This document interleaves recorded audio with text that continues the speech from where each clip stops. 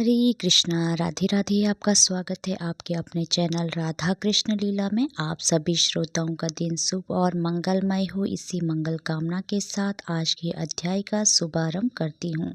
कल आपने हमारे चैनल पर पौष मास का 28वां अध्याय सुना। आज आइए सुनते हैं आगे का अध्याय।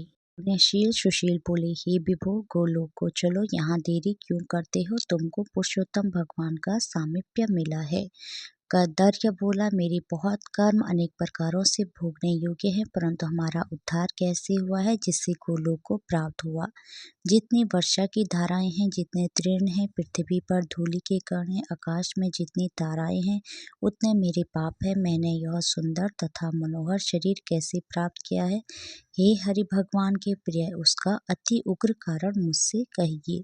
श्री नारायण बोले, कदर्य ने इस प्रकार वाणी को श्रवण करके हरिदूतों ने कहा। हरिदूत बोले, ओहो आश्चर्य है देव, आपने इस पद की प्राप्ति का कारण महान साधन कैसे नहीं जाना? हे प्रभु, सब में उत्तम विष्णु का प्रिय महान पुण्य फल को देने वाला पुरुषोत्तम नाम से प्रसिद्ध मास क्यों नहीं जाना? उस पुरुषोत्तम मास में देवताओं से भी न होने वाला तप तुमने किया है। हे महाजन, वन में वानर शरीर से अज्ञान वह तप हुआ है, मुख रोग के कारण अज्ञान से अनाहार व्रत हुआ है, और तुमने बंदरपने की चंचलता वश वृक्ष से फलों को तोड़कर पृथ्वी पर फेंका। उन फलों से दूसरे मनुष्य तृप्त हुए। अंतःकरण में विशेष दुख देने से पानी भी नहीं पान किया। इस तरह पुरुषोत्तम मास में अज्ञानवश तुमसे तीव्र तप हो गया है। अनग फलों के फेंकने से परोपकार भी हो गया। वन में घूमते घूमते शीत वायु घाम को सहन किया, और श्रेष्ठ तीर्थ में सुंदर महातीर्थ में 5 दिन गोता लगाया, जिससे श्री पुरुषोत्तम मास में तुमको स्नान का पुण्य प्राप्त हो गया। इस प्रकार तुम्हारे रोगी के अज्ञान से उत्तम तप हो गया, सो यह सफल हुआ, और तुमने समय समय अनुभव किया। जब बिना समझे पुरुषोत्तम मास के सेवन हो जाने से तुमको यह फल मिला है, तो मनुष्य इस पुरुषोत्तम मास के उत्तम महत्म्य को जानकर श्रद्धा से विधि पूर्वक कर्म करे तो उसका क्या कहना है? तुमने अपना जो अर्थ साधन किया वैसा करने को कौन समर्थ है? पुरुषोत्तम भगवान को और कोई वस्तु प्रीति को देने वाली नहीं है। इस भरतखंड में अति दुर्लभ मनुष्य योनि में जन्म लेकर जो पुरुषोत्तम भगवान की सेवा करते हैं, जिस पुरुषोत्तम मास में एक भी उपवास के करने से मनुष्य पाप पुंज से छूट जाता है, वहाँ तुमने महीनों उपवास किया। इस उग्र तपस्या का फल कहाँ जाएगा? इस मास के समान भी प्राणी धन्य और कृतज्ञ हैं। वे सदा भाग्यवान हैं, पुण्य कर्म के करने वाले पवित्र हैं, और उनका जन्म सफल है। जिनका सब में उत्तम पुरुषोत्तम मास स्नान दान तप से व्यतीत हुआ है। श्री पुरुषोत्तम मास में दान पितृ कार्य अनेक प्रकार के तप, ये सब अन्य मास की अपेक्षा कोटि गुण अधिक फल देने वाले हैं। जो पुरुषोत्तम मास के आने पर स्नान दान से रहित रहता है, उस नास्तिक पापी सठ धर्म ध्वज खल को धिक्कार है। श्री नारायण बोले, पुण्यशील और सुशील से वर्णित अपने अदृष्ट को सुनकर चकित होता हुआ कदर्य प्रसन्न हो रोमांचित हो गया। तीर्थ के देवताओं को नमस्कार करके बाद कालजार पर्वत को नमस्कार किया, और वन के देवताओं को तथा गुलंत लता वृक्ष को नमस्कार किया। बाद विनय से युक्त हो विमान की प्रदक्षिणा करके मेघ के समान श्याम वर्ण सुंदर पीताम्बर को धारण करके वह कदर्य विमान पर सवार हो गया।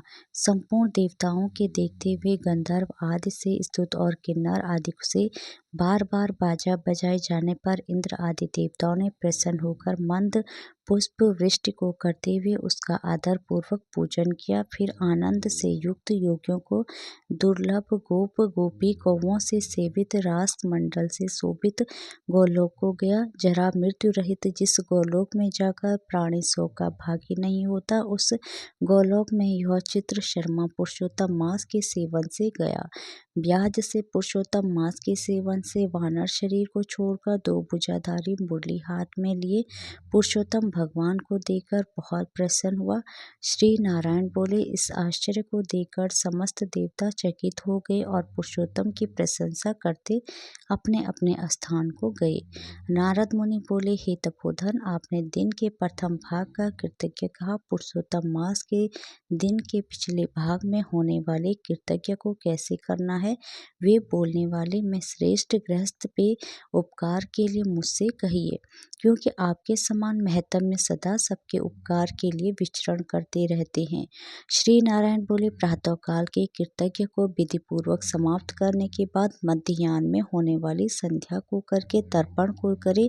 देव, मनुष्य, पशु, पक्षी, सिद्ध, यक्ष, सर्प, दैत्य, प्रेत, पिशाच, नाग, ये सब जो अन्न की इच्छा करते हैं वे सब मेरे से दिए गए अन्न को ग्रहण करे।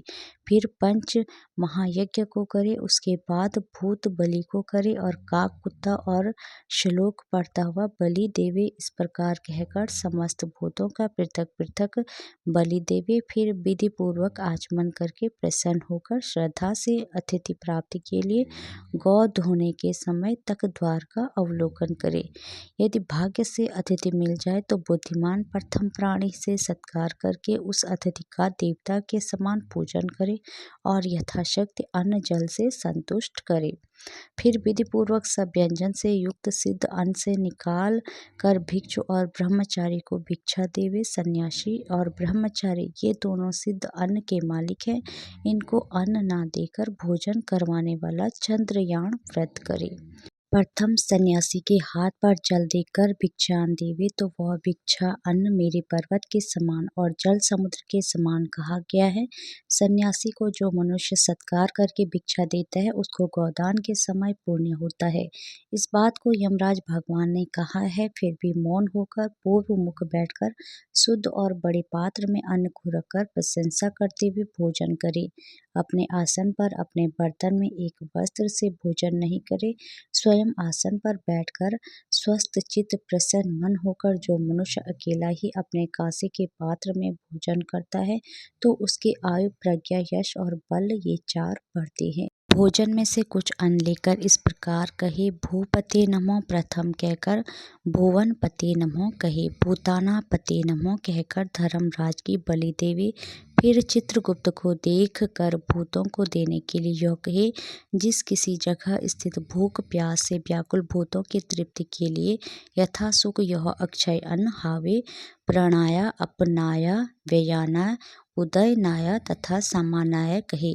प्रणव प्रथम उच्चारण कर अंत में स्वाहा पद जोड़कर घृत के साथ 5 ग्रास जीवा से प्रथम निगल जाए, दांतों से न चबावे।